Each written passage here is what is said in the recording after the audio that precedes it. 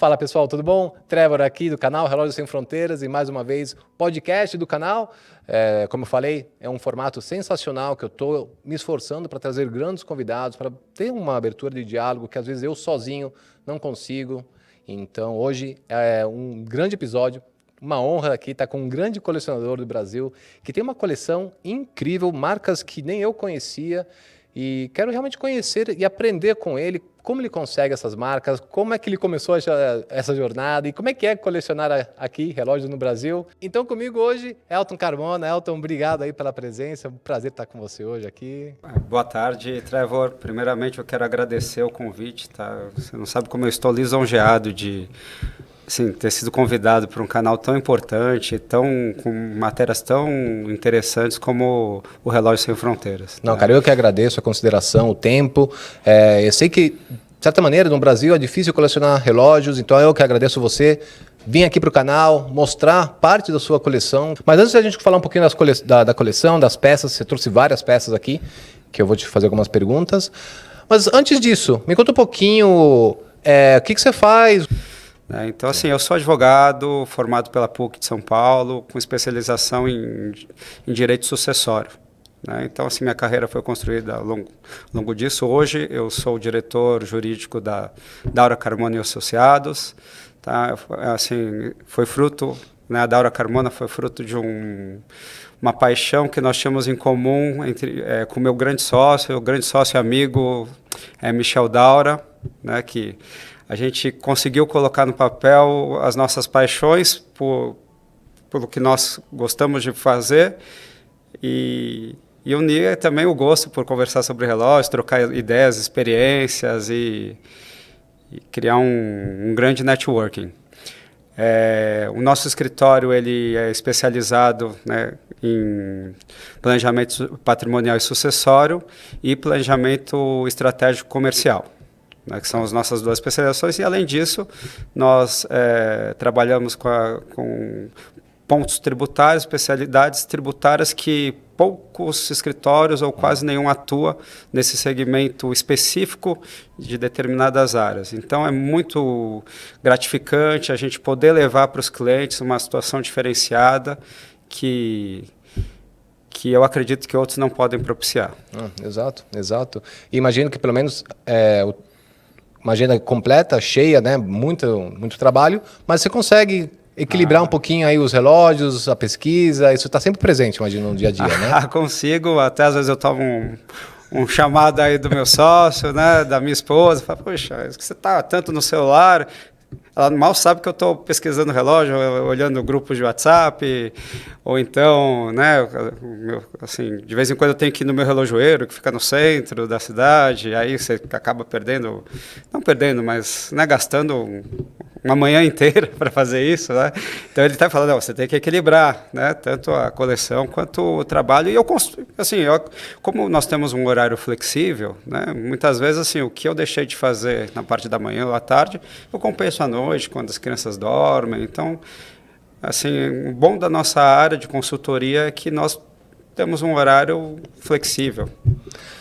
Mas aí, então você está o dia inteiro, momento livre, ou alguma coisa que você está procurando, você está pesquisando, está sempre presente, então, a pesquisa, a procura para a próxima peça? Eu tento equilibrar, porque a gente também não pode só pensar em relógios. Tenho 2 filhos lindos, eu gosto muito de praticar esportes, então faço esgrima no clube, faço algum outro exercício na academia. Então eu tento equilibrar tanto a família, que é importante, deixo um tempo reservado para consultar relógios, pesquisar, estudar, até fazer um catálogo do que eu tenho, pesquisar a história dos relógios que eu tenho, e o trabalho, que é onde eu tiro realmente sustento para poder adquirir novas peças. Bacana, bacana. E como é que começou a coleção? Você já colecionava desde sempre, desde que você era jovem, ou uma coisa mais recente começou essa paixão pela horologia? Então, Eu sempre gostei de relógio, desde pequeno. Tanto é que tem uma foto na minha escola que eu sou o único que estou com o relógio no pulso. Então desde cedo. Assim, desde cedo eu gostei de relógio, mas eu não tinha esse conhecimento. Assim, o meu gosto mesmo, eu comecei a aprofundar a coleção quando eu recebi alguns relógios de herança do meu avô. Ganhei de presente do meu avô. E também eu ajudei um grande amigo meu. Ele estava com um lote de relógios, assim, ia queimar esse lote para uma loja. E aí eu falei para ele, quanto que vale esse relógio? Pesquisei um pouquinho e falei assim, ó, eu vou te ajudar e vou pagar um preço justo por eles. E eu acabei ficando com um monte de relógio. A partir daí eu falei, eu preciso entender, né, que eu só gosto, mas agora eu preciso conhecer melhor o que eu comprei. Claro. que ele era um colecionador? Ou ele só tinha algumas peças? Ele tinha muitas peças, mas não era um colecionador. Ele gostava, ele ganhava de presente, ele tinha muitas peças. Apreciava, conhecia. Mas eu, assim, não gostava tanto. Ele tinha lá na coleção, tanto é que quando ele sofreu um baque financeiro, ele ia vender sem nenhum remorso. Despegar, tirar e pronto, e seguir adiante. Aí você, então, compra esse lote. Sim, vou te falar, não paguei um preço absurdo de ruim, mas foi um preço interessante também, que pelo lote valeu a pena. Não, mas como você falou, para ajudar teu amigo também, para você ter uma ideia, eu paguei o dobro do que a loja tinha oferecido. Para ajudar mesmo. Foi uma situação para ajudar e eu peguei gosto mesmo. Exato. Nossa, sensacional. E aí aí despertou. Aí você começou a ver o que eu tenho aqui. Exatamente. Aí começou. Aí eu falei assim, puxa... Que ano foi isso? Desculpa. Foi em meados de 2018, 2019. Tá. Pô, logo pré-pandemia. Foi pré-pandemia. Foi pré-pandemia. Vida normal, comprei um relógio. Comprei o lote, né? Aí vem felicidade, pandemia. logo em seguida veio a pandemia. Pronto, todo mundo em casa. Todo mundo em casa. Aí adivinha o que aconteceu? Minha coleção, né, cresceu em PG. Porque você ficava muito tempo na internet, pesquisando, aí você encontrava alguma coisa legal nas plataformas, comprava, tanto de fora quanto aqui do Brasil mesmo. Tá. E aí começaram a chegar umas caixas, outras, minha esposa... O que é isso aqui? Aí eu falei, então, né, hobby, é gostoso, é legal, divertido. Então foi assim que eu comecei. Como um hobby, né, com essas Continua peças? sendo, sim. Começou primeiro para eu tentar entender e estudar melhor, que eu achei fascinante a história, né, de algumas marcas. E aí fui, puxa, relógio tal. Li um pouquinho sobre ele. Preciso ter uma marca dessa, né? Relógio Y, preciso ter. Não sei se eu posso falar agora, se é o momento, mas eu, como colecionador, assim, logo no começo, iniciante, eu cometi uma grande falha, né? E assim, eu cheguei até a arrogância de acreditar que eu poderia ter um relógio de cada marca. Então, assim, essas compras da internet que foram surgindo durante a pandemia foram fruto disso, que eu falava, puxa, marca tal, legal, vamos ver onde tem. Eu escolhi um relógio que eu gostava muito, que ia muito de acordo com as minhas características, comprava. Aí outro, até que uma hora eu falei assim, ou eu mudo a minha estratégia ou eu entro em falência. Cara, porque são muitas marcas, tem muito relógio interessante, tem muita coisa legal. E às vezes tem muitos relógios da mesma marca que são muito interessantes. Né? Então, a partir daí, eu troquei minha estratégia de coleção. Não, a gente pensa, começa, né? Muitas pessoas, não sei... Se você está aqui assistindo o canal, acho que você já é, como a gente, né, um entusiasta, um apaixonado pela relojoaria. Mas tem muitas marcas, tem muita história. Muitas pessoas não sabem disso. Pensam que relógio tem algumas marcas e só, mas, cara, são centenas de anos. Centenas de anos, então tem muita história. Sim, muitas marcas ativas e inativas que estão ressurgindo, né? Tem algumas marcas que estavam lá enterradas e alguém comprou os direitos da marca e estão colocando ela em atividade de novo, né? E aí quando você falou... Porque isso foi durante a pandemia. Então, foi durante a pandemia. Sim. Por causa do lockdown, todo mundo em casa, aí você tinha o tempo, tinha um tempo, digamos assim, exato, para passar de um hobby a um colecionador. Quando que virou essa chave? Você acha que passou de um hobby e falou, nossa, aqui tá ficando sério, aqui tá... já tá ficando interessante. Acredito que foi mais para o final da pandemia, né? Durante a pandemia mesmo, eu percebi que aí no final da pandemia eu comecei a entrar em grupos de, posso falar, WhatsApp, ou grupos, né, daqueles do Facebook, e aí fui conhecendo outras pessoas que tinham o mesmo gosto, aí elas me convidavam para outros grupos, e aí acabou a pandemia, a gente sentiu necessidade de se conhecer pessoalmente, porque assim, só se falava por, né, por mensagem, por assim, aqueles grupos grandes, e eu falei, poxa, vamos, né, melhorar um pouco essa coleção, vamos melhorar um pouco, assim, definir o que eu quero ter na coleção, a minha melhor estratégia. E aí eu posso dizer que um pouquinho depois da pandemia foi quando realmente eu até brinco, eu ainda sou um acumulador, né? Mas eu já posso me considerar um pouquinho colecionador também.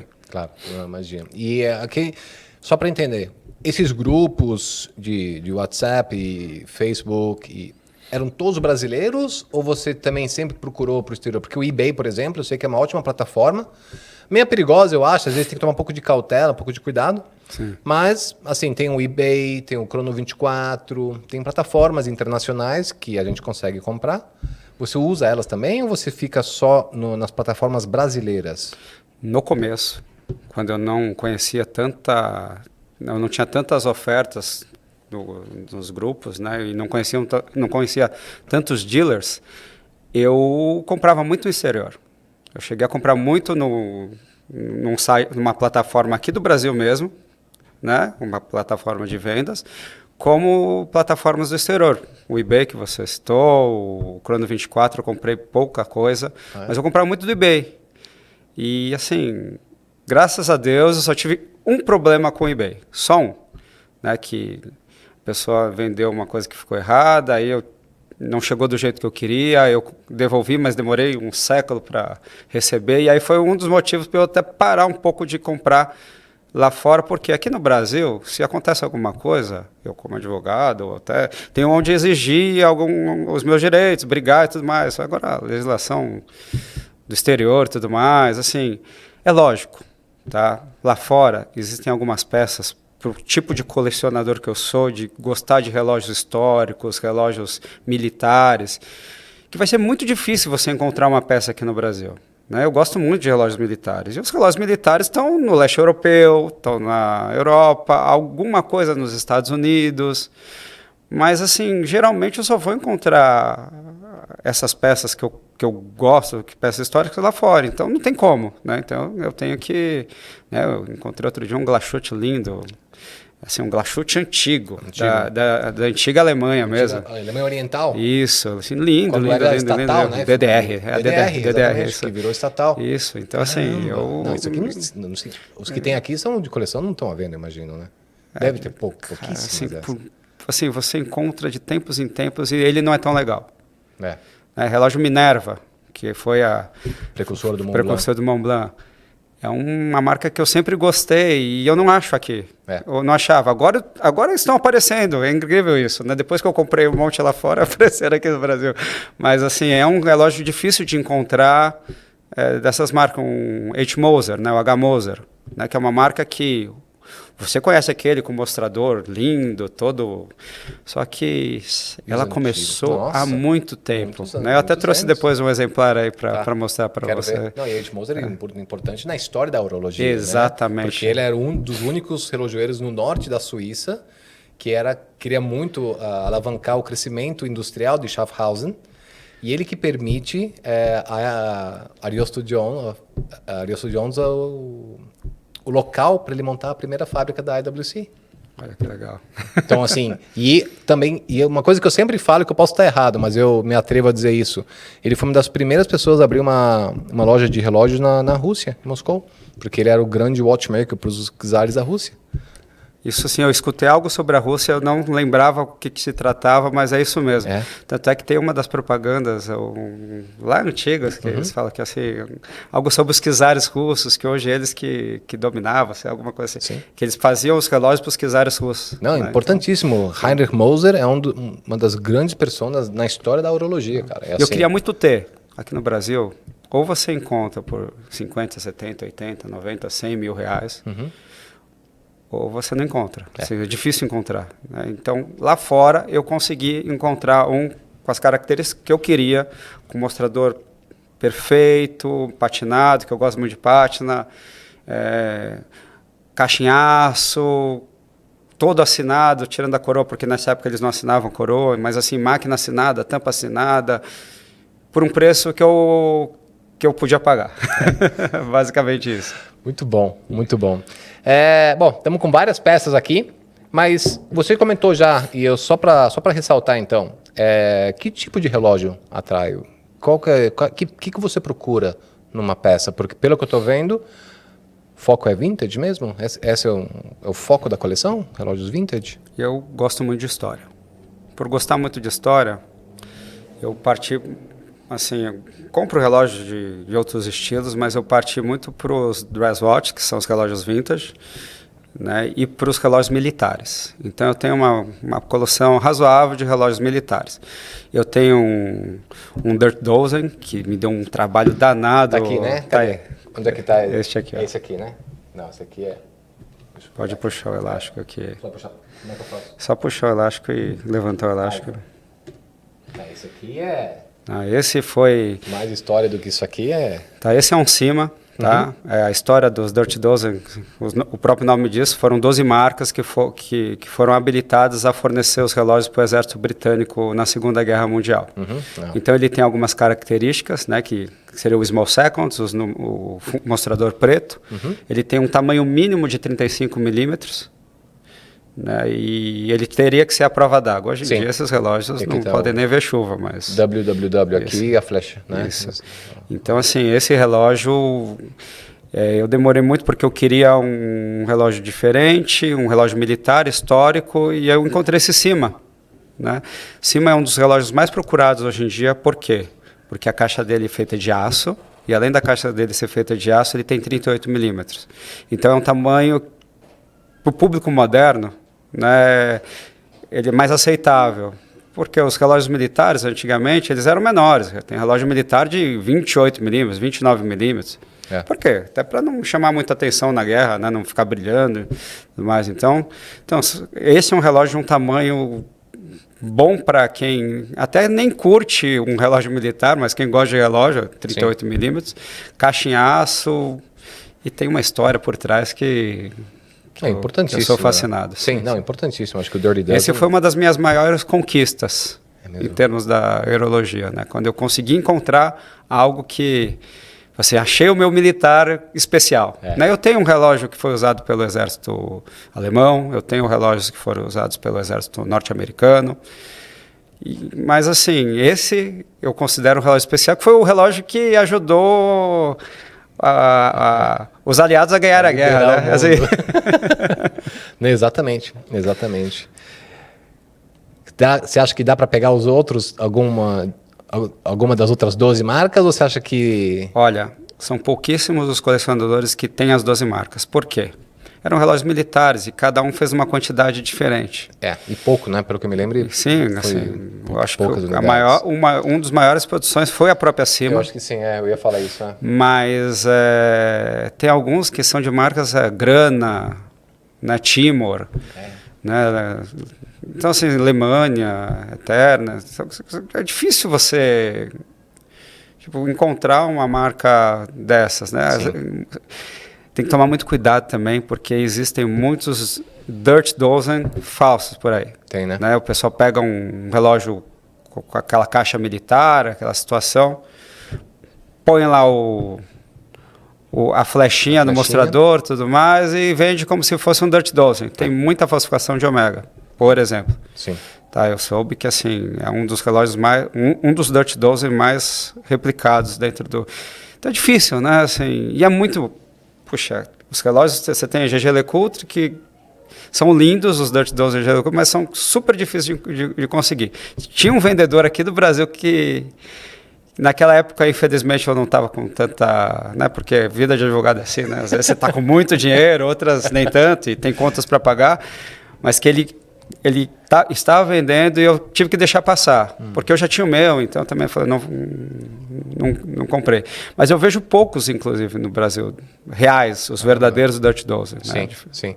Interessante. E esse você comprou lá fora, então? Esse eu comprei lá fora. Que é outro obstáculo, imagino, né? Que você deve enfrentar constantemente. Que aqui no Brasil, como você falou, você deve ter visto um incremento aí de contatos, dealers, mas como é que é o mercado vintage em comparação ao exterior? Você encontra boas peças aqui num preço bom? Encontra sim. Tá? Posso dizer que nós encontramos muitas peças interessantes dentro do Brasil. É mesmo? Até mesmo porque a Ômega era fortíssima aqui no Brasil. A Patek também era forte no Brasil. Patek, assim, o Brasil já foi um polo muito forte para os relógios, para a horologia. Então, nós temos peças aqui que lá fora são vendidas por fortuna e aqui nós encontramos por um preço bem razoável. Né? Eu posso te dizer, por exemplo, esse Eterna aqui. Ó. Tá, esse Eterna aqui é o Contic, que é uma marca super respeitada, tá? É uma marca super interessante. Ela, inclusive, né, uma das divisões da Eterna foi a que deu origem à ETA, né, que é a marca que fabrica os mecanismos do Swatch Group hoje em dia. Então, assim, a ETA era parte da Eterna? A Eterna foi uma das fundadoras, né, foi o grupo da ETA. Então, assim, a Eterna é uma marca de muito respeito, foi ela que criou o rolamento de 5, por isso que o símbolo dela são 5 pontinhos, 5 rolamentos que diminuíam o atrito e aumentavam a durabilidade do relógio. E esse é o Contic, né, que tem uma história muito legal, que foi o relógio fornecido para aquela travessa de jangada, me fugiu o nome agora, de um norueguês. Não, que ele fez um trajeto com uma jangada antiga, né, e deu o nome de Contic para essa jangada. Então, foi a Eterna que forneceu esse relógio para eles. Tem um nome estranho, desculpa. Agora... Não, depois eu procuro e a gente coloca aí na tela. Mas e aí, como a Eterna forneceu, ela criou esse relógio específico para ele, tinha algumas especificações para poder sobreviver na viagem. Então, e aí depois a Eterna começou a comercializar isso. Então, é um nome muito forte, né? A Contic, Eterna, então... e você encontra, às vezes, esses relógios por preços muito acessíveis. Assim, o valor equivalente em real aqui, você encontra ele em euros lá fora. Nossa. Então, assim, o mercado brasileiro, sabendo procurar, sabendo garimpar e tendo os dealers corretos, as pessoas certas e de confiança, eu acredito que ainda seja um excelente lugar para comprar bons relógios. A Argentina é um bom relógio? É um bom lugar para comprar relógio? Porque a Argentina também, quando você vai para San Telmo, parece ter também um histórico importante de relógio vintage. A Argentina é forte, principalmente a Longines era muito forte lá. Assim, a Longines voltou para o Brasil faz pouco tempo. Pouquíssimo tempo. Mas ela continuava com uma representatividade na Argentina. É muito interessante isso. Pois é. Né? Então é um mercado forte, bom para encontrar relógios, mas eu sempre recomendo orientação. Lá, infelizmente, como aqui também, né, você pode encontrar muitos francs. Né, são relógios montados, peça de um aqui, caixa de outro, você faz um bem bolado e monta o relógio. Então, desconfio muito do preço. Não quer dizer que o barato não seja bom. Eu até falo, eu posso dizer, eu tenho uma quantidade interessante de relógios, mas desses relógios, muitos são baratos, assim, entre aspas. Por quê? Porque a gente pesquisa, a gente olha, eu pergunto para grandes conhecedores, né? Eu vou te falar, talvez uma das minhas grandes virtudes é a humildade. Eu não tenho vergonha de reconhecer que eu sei muito pouco e sempre peço ajuda para as pessoas, e pouco que também eu posso contribuir com alguns amigos, eu também faço. E esse é um grande problema que eu tenho escutado na Argentina, né? Que você encontra peças fantásticas lá no mercado vintage, mas você tem que conhecer. Não adianta chegar lá e na feira comprar qualquer coisa, que você corre um risco de pegar uma peça montada. Olha só. E aqui então... E aí, voltando então, as peças que você procura são mais vintage, Eu tenho, militares, históricos... Eu tenho algumas peças modernas, né? Tanto é que eu gosto de entrar na piscina. Trouxe até você trouxe até um Aquaterra. Aquaterra, esse aqui tá lindo esse aqui. Um Aquaterra misto aí, que foi uma boa oportunidade que eu tive de adquirir. Lindo esse relógio. O movimento coaxial aqui eu tenho relógios mais modernos, mas eu posso dizer que 80% da minha coleção é formada por relógios vintage. Né? Dress, Alguns cronos. Eu não tenho na minha coleção muitos cronos, não é uma coisa assim que me seduz tanto. Eu acho lindos, maravilhosos, mas... A complicação não importa. Eu acho legal, tanto. não, eu gosto, mas assim, para mim a estética, gosto de ver uma máquina e tudo mais, mas a história do relógio me atrai mais do que a própria assim, quantidade de complicações. Bacana, bacana. Que outra peça você trouxe aqui que você acha que... Você trouxe várias aqui, né? Esse aqui é um Polyholter. Polyholter tem uma baita de uma história, né? Pelo que eu estudei, foi o primeiro projeto do mestre Gerald Genta, né, do ícone da relojoaria. Então ele criou, foi ele que foi o criador do Polyholter. Esse modelo específico é o microrotor, né? Essa foi uma das peças mais legais que eu adquiri, porque ele está, assim, caixa imaculada, coroa original, mostrador original, máquina original. Então, nossa, esse relógio aqui foi um dos meus xodós. Isso aqui é peça de museu. Vamos falar. Isso aqui tem que estar, daqui os anos tem que estar no museu. Só me falta uma fivela. Então, até quem tiver uma fivela universal, quiser me ceder ou me vender, eu agradeço. Cara, total, esse aqui com certeza que começou a carreira do grande, como você falou, Gerald Genta, né, que desenhou. Tinha que ter na minha coleção. Tinha que ter, né? Tinha que ter na minha coleção. Dele, sensacional. E todo original, assim. E vai ser interessante, né? O Universal Genie voltando agora. Exatamente. Agora parte do grupo do consórcio do Breitling, né? Que estão tendo. Acho que adquiriram outra marca também. Mas vai ser interessante ver o que eles fazem com esse legado, com esse histórico. Mas com certeza essa peça aqui é o que iniciou a carreira do grande Gerald Genta, cara. Sensacional essa peça. Essa peça você comprou onde? No Brasil? Brasil. Estava aqui no Brasil. Brasil. E é uma situação interessante. Há uns 2 anos, ele não era tão visado. É mesmo? Sim. Eu conseguia comprar Polyholter por preços que você não vai acreditar. Eu tenho grandes amigos do Rio, né? Eu tenho um grande amigo, posso falar o nome dele? Por favor. Fabrício, que sempre me consegue umas peças incríveis, incríveis mesmo. É mesmo? Sim, e foi ele que me conseguiu essa peça lá do Rio de Janeiro. Caramba.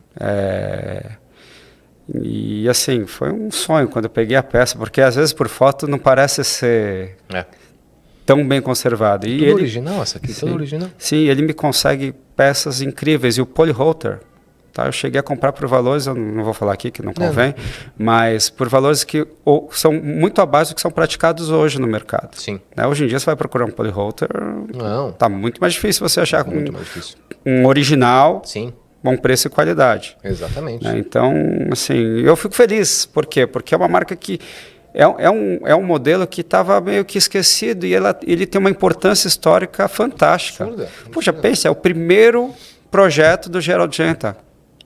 E por um preço acessível, super acessível. E não somente isso, né? Porque esse relógio também ele foi desenhado pela Linhas Aéreas Escandinavas no novo trajeto que eles queriam desenhar para economizar combustível e aumentar a eficiência do avião.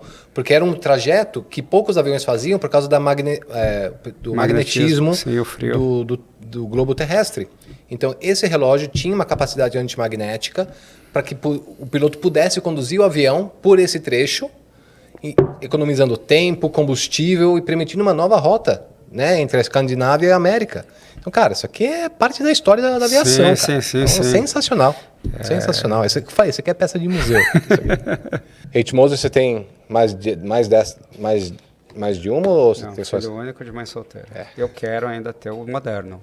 Mas mesmo? Esse é filho único de mãe solteira. Tá. Também small seconds, uma caixa um pouco... Uma pegada militar, reduzida. né? Sim, sim. Uma pegada bem militar. Bem militar. A diferença o que era típico também dos militares. Especialmente do Dirty Dozen, eu não sei como é que chama em português, né? Mas esse rail track aqui, né? Que são a linha dos minutos, né? Isso é típico também para manter a precisão e assim a fácil legibilidade. Esse aqui também original, tudo original. Todo original. Sensacional. E você usa eles no dia a dia? Uso sempre. Assim, mesmo? Eu chego a usar... Cheguei à loucura de usar 8 relógios por dia.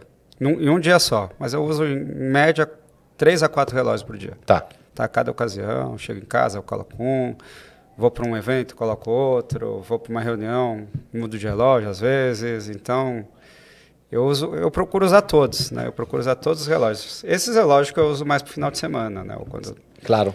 Mas eu sim, eu não compro relógios que eu não uso.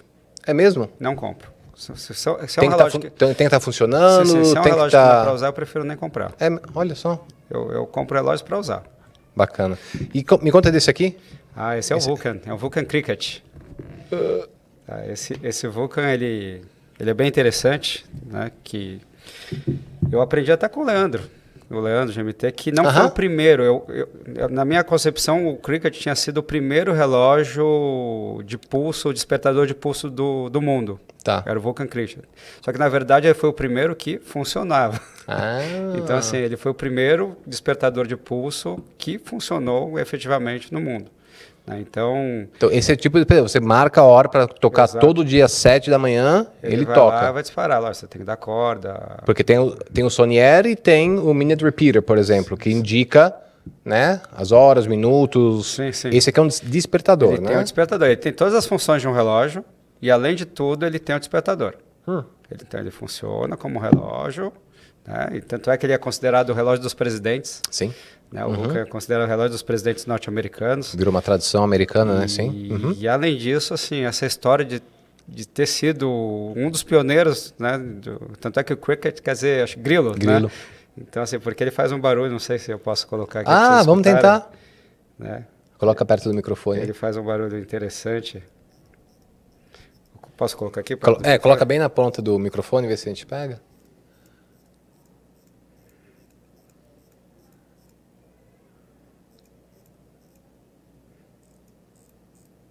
Você tem que dar corda para os dois lados, esse relógio. Ele é interessante porque uma corda é para o despertador e a outra corda é a corda do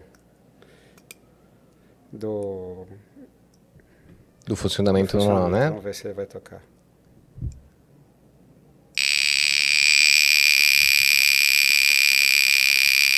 Vou parar. Caramba, isso é para acordar mesmo, é um grilo mesmo, hein? Ele é considerado... Desculpa. Desculpa. Deixa eu... Perdão. Olha só. Que legal, cara. E esse relógio ele é especial porque ele é considerado Diamond Dial, porque ele tem uns detalhes que parecem um diamante no mostrador. Então ele tem um grau de raridade maior. Não é aquele raríssimo, mas ele é muito mais difícil de encontrar esse modelo. Tá. Então assim, foi um... Nossa, até tenho que posso elogiar, agradecer um outro grande amigo por favor. meu, Nicolau Goulart. É um amigo de Minas que ele é super novo, tá?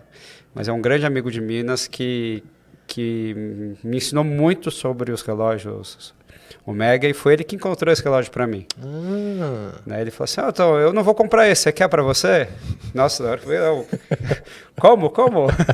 Então eu tenho que muito agradecer ele, eu quero citar o nome de um outro grande amigo meu que me forneceu muitos relógios, que é o Matheus. Né? Matheus foi um outro grande amigo que sempre conseguiu alguns relógios legais, que nem esse Omega aqui.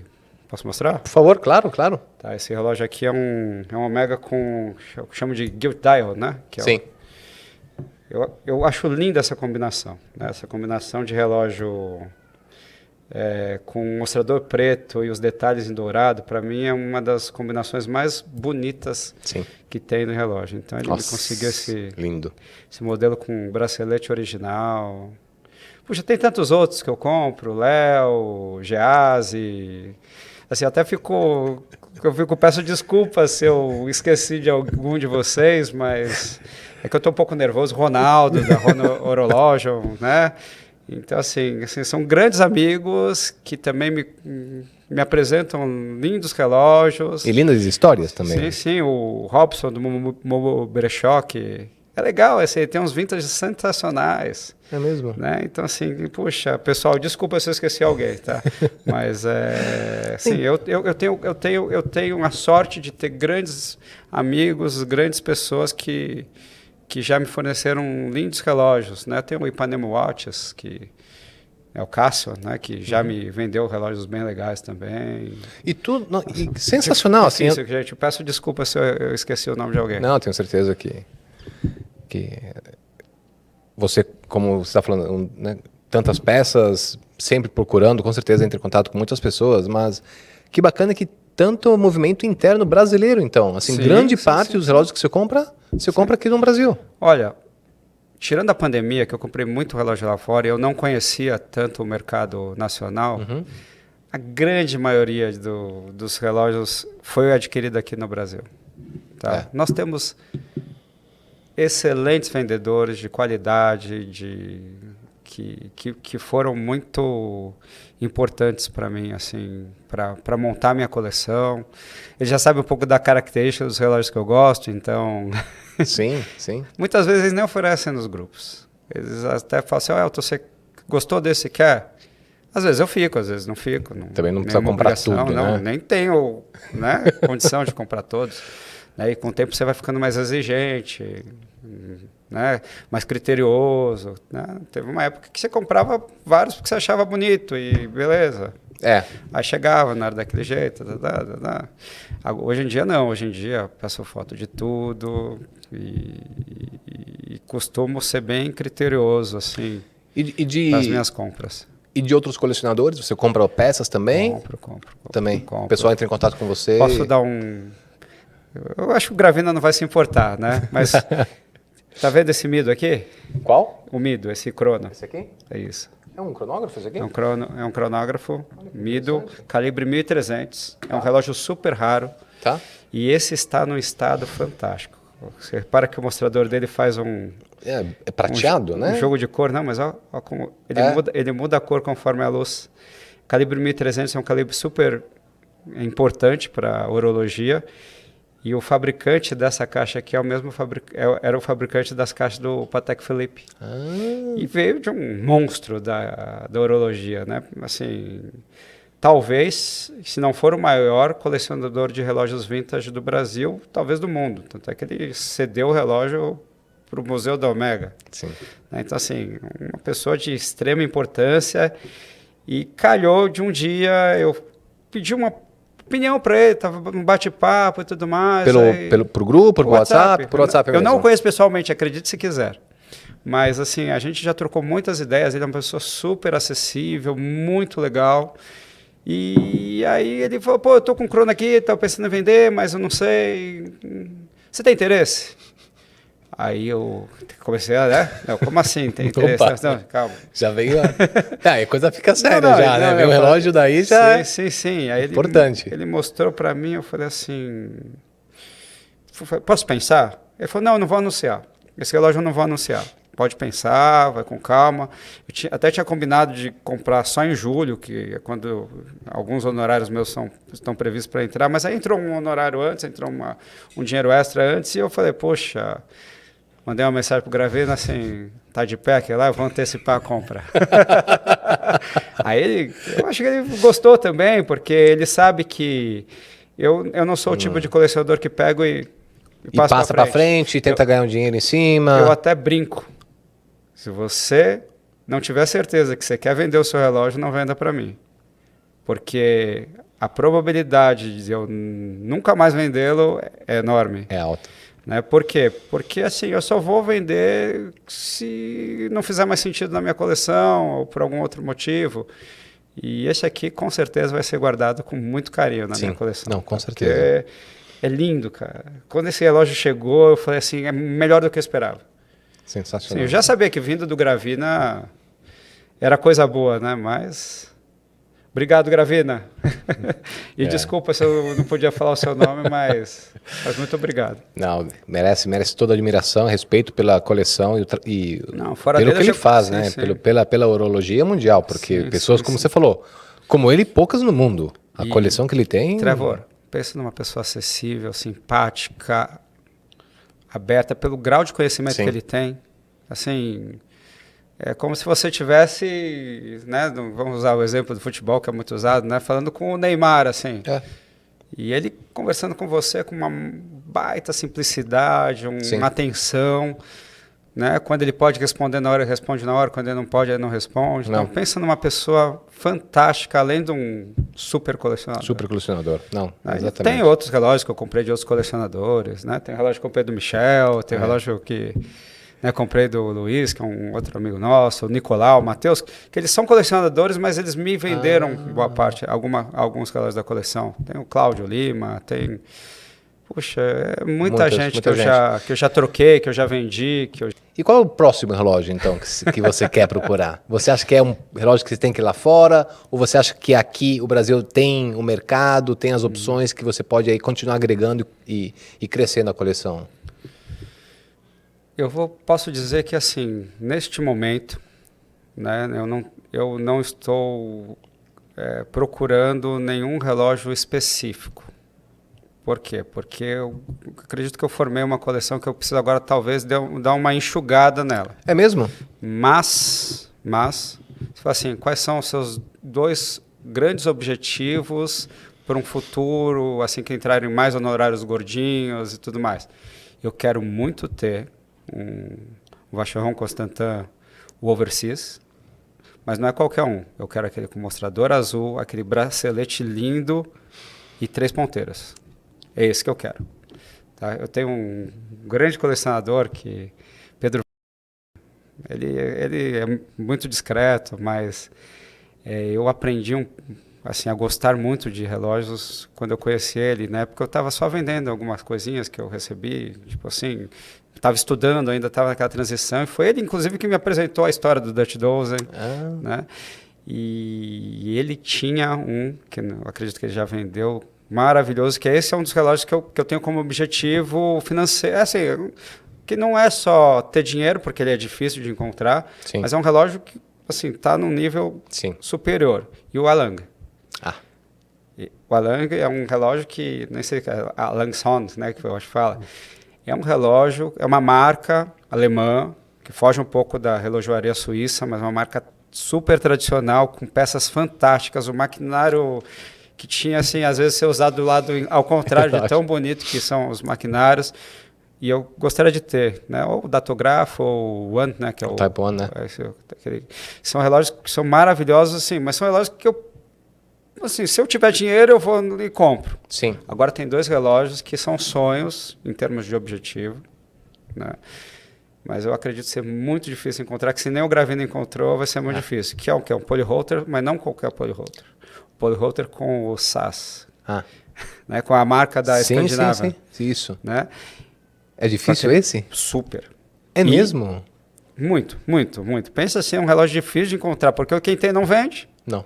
E se vender, vende por fortunas. Fortuna. Pode pedir o que ele quiser.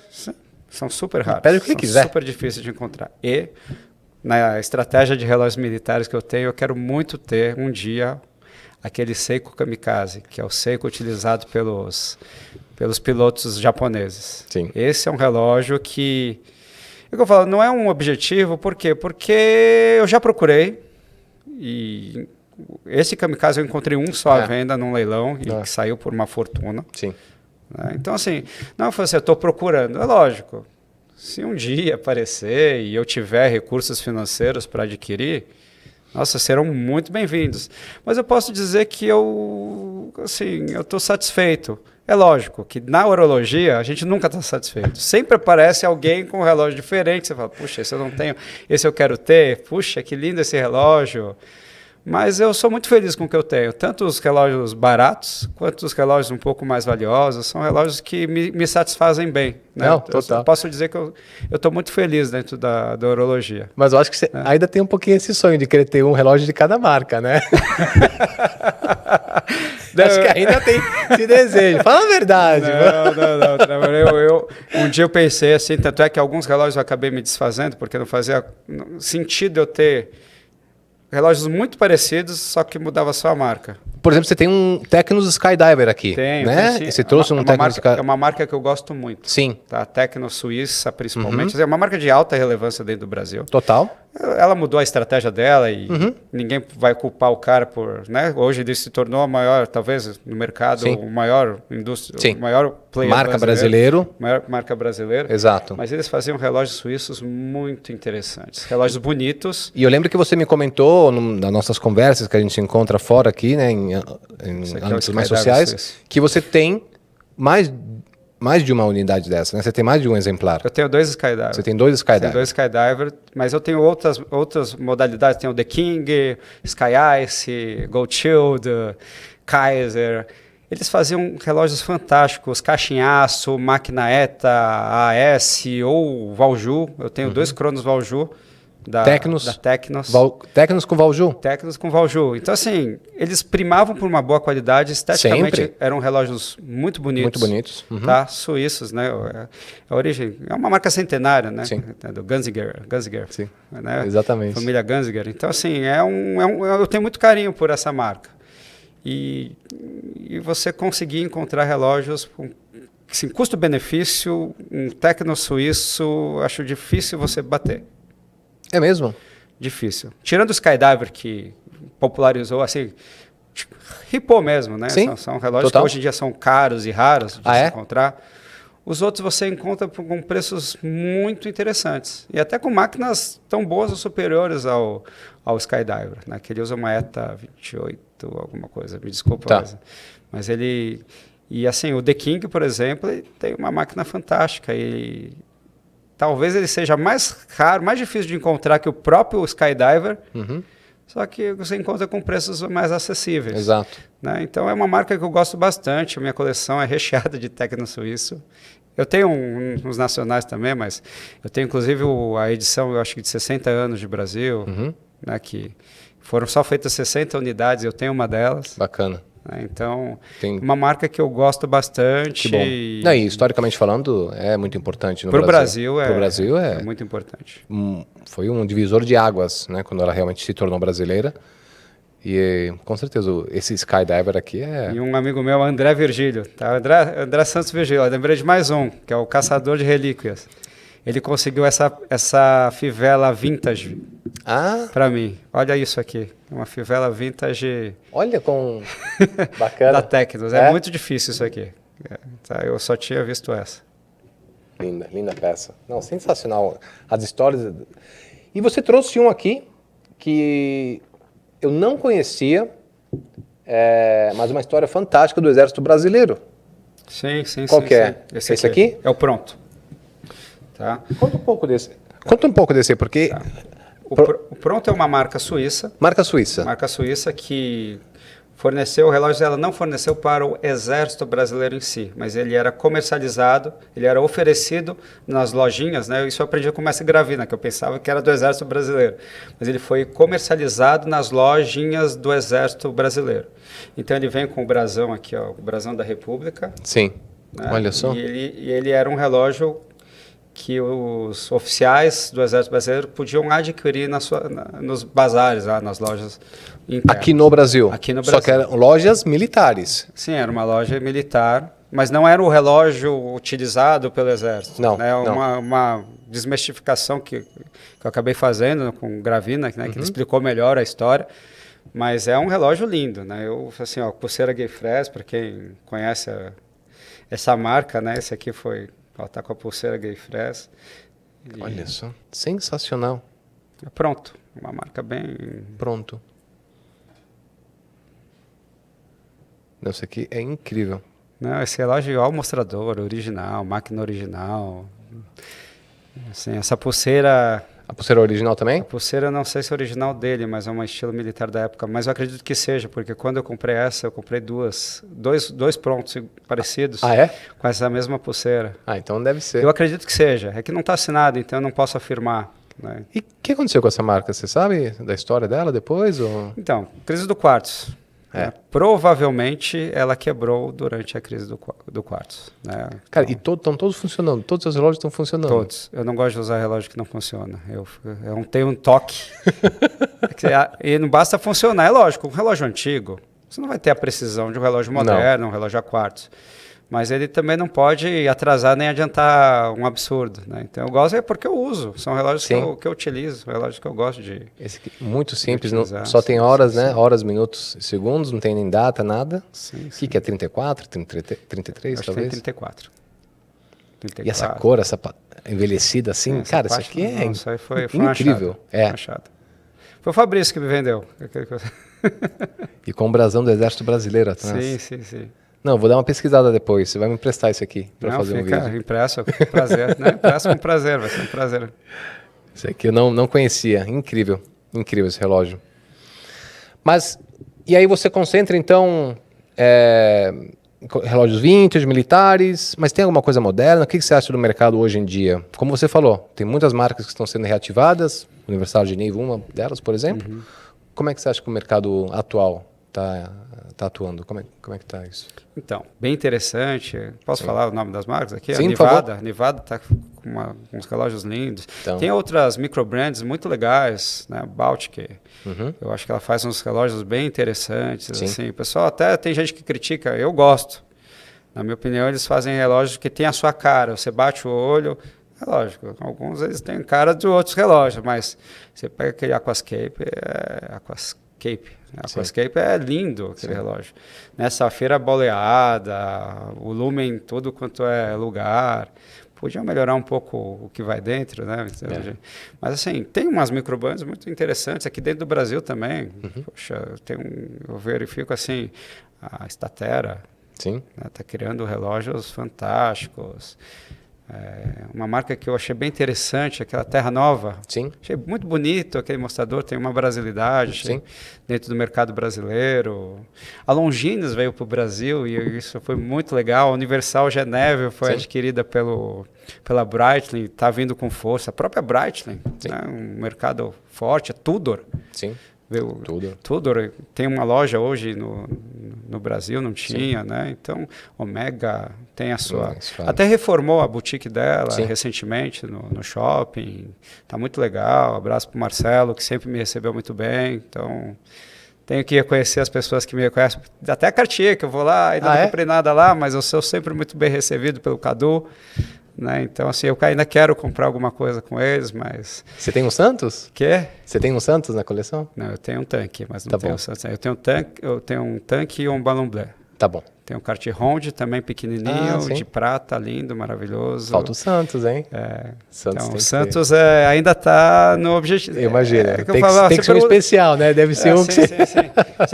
Você perguntou, né? Você está querendo comprar alguma coisa? Talvez o Santos. Talvez o Santos. Né? Assim, eu falo, qual que é o que você está querendo comprar? Né? Qual que é o seu próximo relógio? Né? Assim, você realiza um sonho. Exato. Você já trabalha, já batalha para poder comprar um outro. Até falando em sonho, não sei se agora é o momento ou não. Não, vamos. Tá, eu quero citar um relógio que é o que eu estou usando, inclusive. Uhum. Tá, esse aqui é um Memovox. Mas não é qualquer Memovox. É um Memovox que foi feito só tem 600 unidades fabricadas. E o que é interessante deste relógio específico? Quando eu comecei na urologia, assim, já estava um pouquinho... Né, eu era apaixonado pela marca e acabei... conhecendo, pesquisando, e eu fui apresentado no Instagram de um colecionador muito famoso aqui do Brasil, pode falar, o Greg Duboc. Sim, claro. E eu vi esse relógio no Instagram dele, e eu falei assim, que relógio lindo, parecia um sonho, assim, inacessível. Por quê? Porque é um relógio raro, valioso. Sim. Né, valioso, é um exclusivo relógio, já. E na época era mais valioso ainda, um relógio valioso, que acabou um dia coincidiu com eu ter recebido alguns honorários interessantes e coincidiu dele estar disponível à venda. E é muito engraçado porque, para falar, é um dealer bem famoso aí. Não era pelo Greg, então? Não, foi VW que vendeu isso aí. Tá, então o Igor lá da VW, ele tinha anunciado. Geralmente eles vendem esses relógios assim, super rápido. É impressionante, você olha, eu estou no grupo deles lá, vende que uma rapidez assim impressionante, e é muito legal o trabalho que eles fazem com vintage, eu gosto bastante. E acabou que esse aqui não vendeu, não sei porquê. E eu estava em reunião, tipo assim, eu nem sabia que ia ser vendido ou não. E aí ele postou no outro grupo que eu faço parte, é o grupo do Rivaldo, um grupo de colecionadores mais experientes. E um dos donos da EVW postou esse relógio assim, anunciando a venda também. Eu falei, não acredito. Aí eu entrei em contato com o Igor, falei, Igor, já vendeu? Ele falou assim, ainda não. Era para ser meu. Sabe aquela história? Sim. Assim, era para ser meu? É um relógio despertador também, né? Ele tem sim. Só que é um relógio super interessante. Acho que só foram feitos 500 ou 600 unidades. É bem interessante, lindo e bem exclusivo mesmo. Né? Então, sim, não, parabéns. Que linda peça. Assim, Gergely Coultre também, outra marca importantíssima no mundo. Importantíssima na urologia. Importantíssima. E esse relógio com mostrador azul, que é uma das cores que... Assim, ó, eu não estou querendo comprar mais nada. Aí, Elton, tem um relógio aqui, mostrador azul. Eu penso um pouco mais, tá? Eu penso um pouco mais antes de negar. Né? Então... Nossa, não, parabéns. Que linda peça. Não, E deve ser... Aqui está falando 500 peças só. 500 peças. Só apenas né? 500 peças. Eu não sabia se eu confundi 600 com 500. Não, essa aqui deve ser uma das únicas no Brasil. E aí, você tem alguma peça que você se arrepende de não ter comprado ou de ter vendido? Tem algum arrependimento na carreira, na trajetória de colecionador? Assim, não ter comprado, às vezes a gente deixa passar coisas, mas não porque não quer, porque não pode. Né? Não é o momento, né? Não é o momento. A gente também tem que ter uma certa consciência que, assim, eu falo, né? Assim, o hobby, ele não pode... Ele tem que ser um hobby, não pode ser um tormento, né? Não pode te gerar dificuldades financeiras. Então, assim, que eu me arrependo de não ter comprado, eu não me arrependo porque não era o momento. Se for citar uma peça que eu me arrependo, que eu poderia ter feito um esforcinho para comprar, são duas.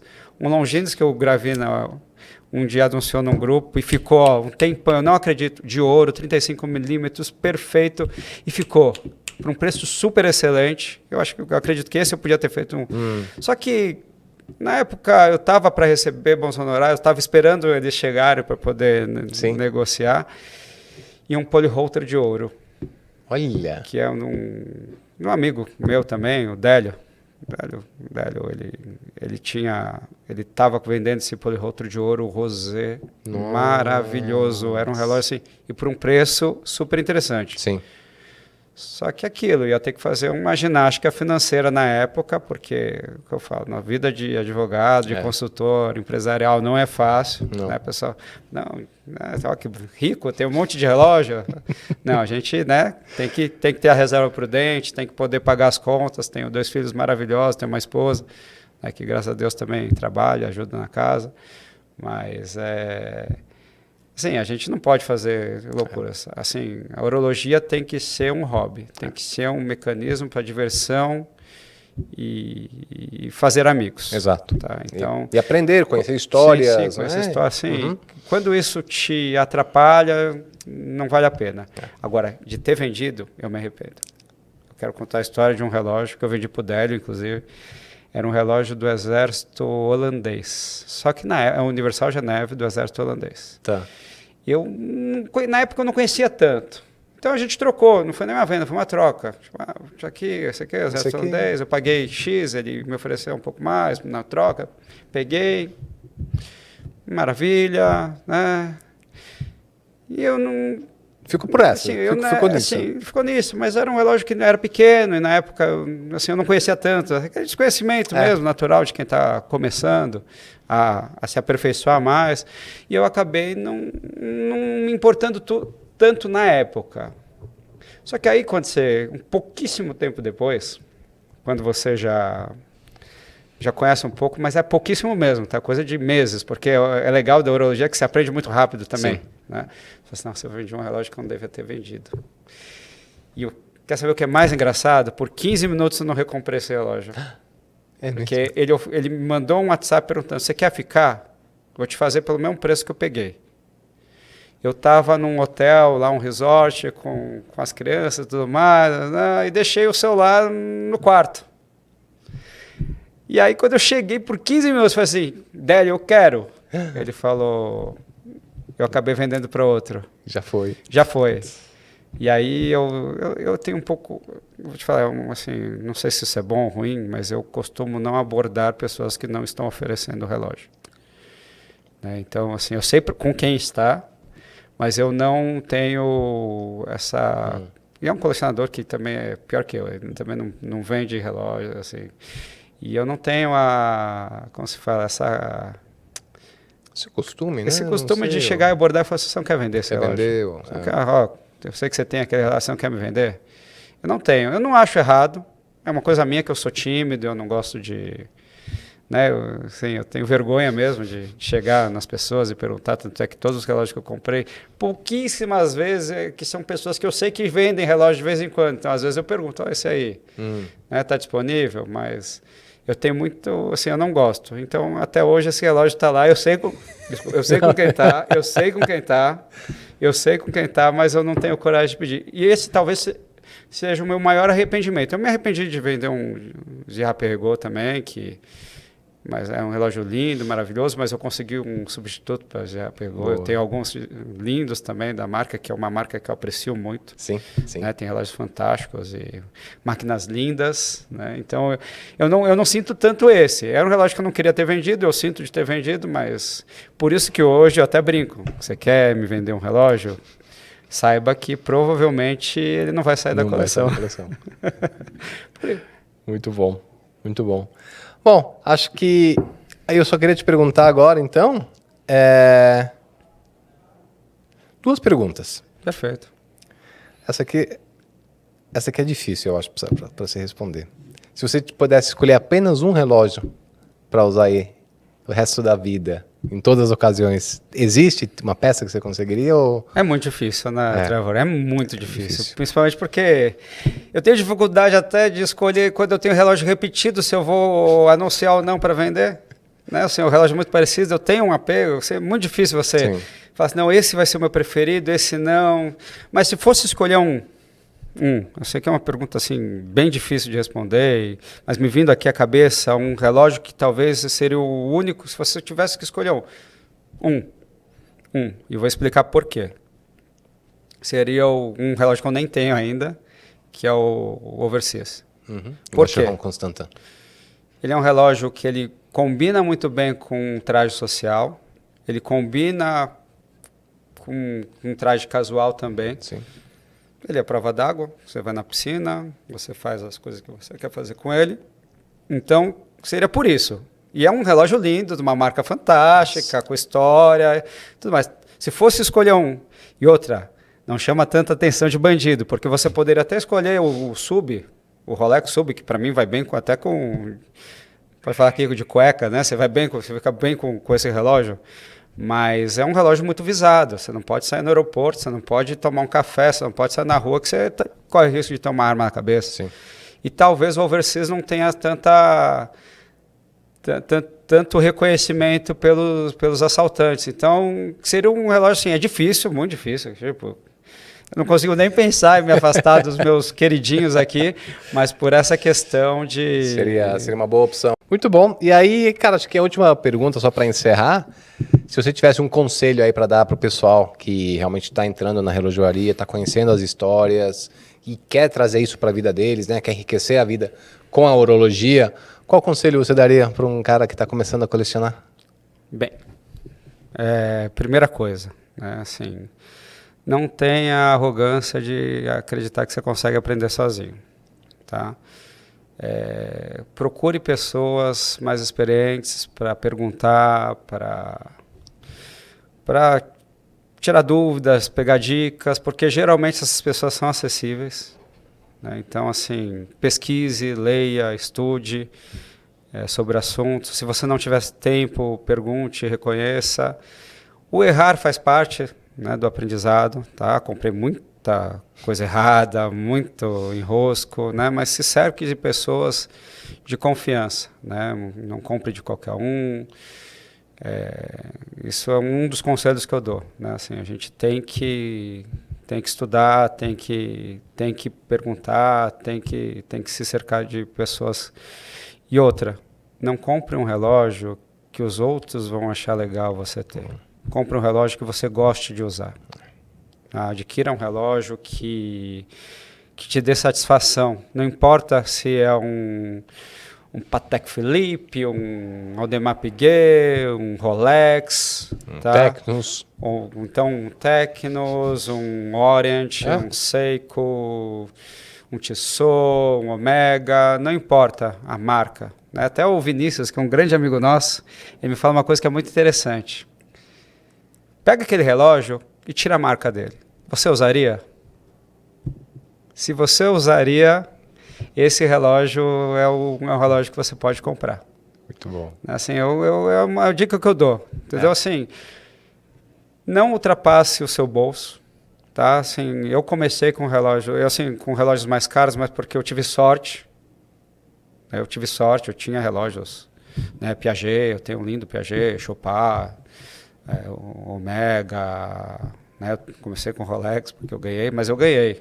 Né? Se você está começando, dê o seu passo de cada vez. Experimente uma marca que você, assim, semelhante àquele outro que é o seu sonho, o seu Grail Watch, que o pessoal chama, né? Experimenta, vê se é realmente tudo aquilo que vale a pena, né? E sem loucuras, né? Eu já falei uma vez, mas eu falei, o hobby precisa ser diversão, precisa ser divertido. A partir do momento que ele vira uma obsessão, você está trilhando o caminho errado. E tem uma estratégia de coleção. Eu falo isso, mas a minha estratégia não é muito das tem adequadas, um de cada. né? Aquela estratégia.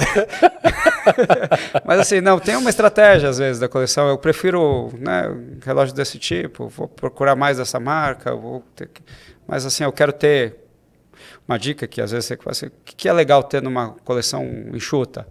Tem um dress, tenha um chrono, um diver, talvez um field.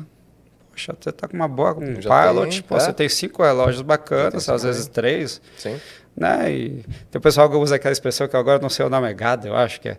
Você ter um relógio para você usar em qualquer lugar, né? Sim. Então, assim, procura um desse, talvez, né? Então, assim, mas trilhe alguns caminhos próprios, trilhe seus próprios caminhos com estudo, com opiniões, mas compre aquilo que você usaria. Pô, perfeito, cara. Elton, muito obrigado aí por compartilhar aí um pouquinho a tua história, trajetória, peças incríveis. Prazer. Pô, teve peça aqui que a gente não comentou a respeito, tu vai ter que ficar para uma próxima. Sim, eu tenho esse Rolex. Esse Rolex aí, Cellini. Sensacional. Nunca vi um Rolex como esse, é incrível as peças que você tem, realmente peças únicas.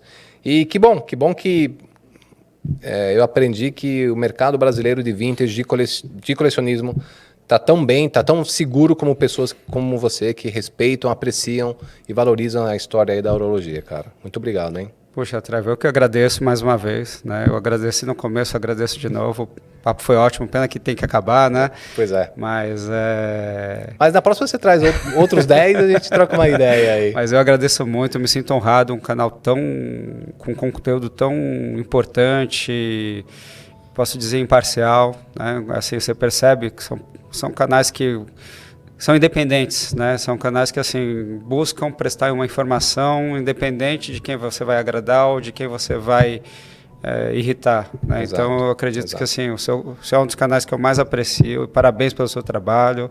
Obrigado. Eu fico muito lisonjeado de ter sido convidado, porque eu nunca esperaria ser convidado para conversar sobre relógio com alguém.